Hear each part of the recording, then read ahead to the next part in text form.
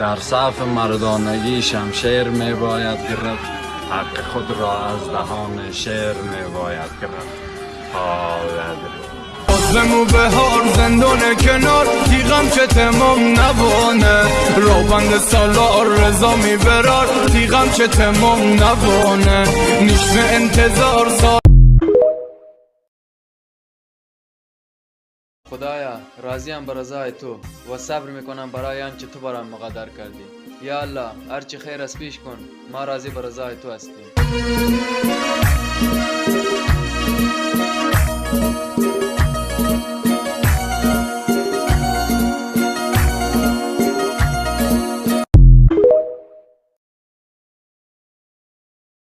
تا ابد جای تو در دیده ماست، سالها گر گذرد یاد تو در سینه ماست. با پاس آن همه مهر و وفایت، حقیر است این محبت ها برایت.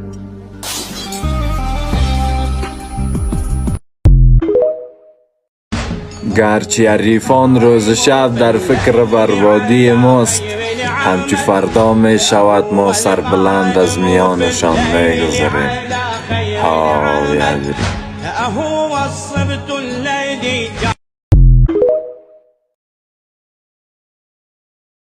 خب گوش کن، آدم های ضعیف دنبال لذت هستن و آدم های قوی دنبال پیشرفت. همیشه یادتان باشه دنبال پیشرفت باشید، نه لذت. تا پالوان همه میدانند من جوان نامراد، بدبختی ها را در بیداری دیدم، خوشبختی ها را در خواب.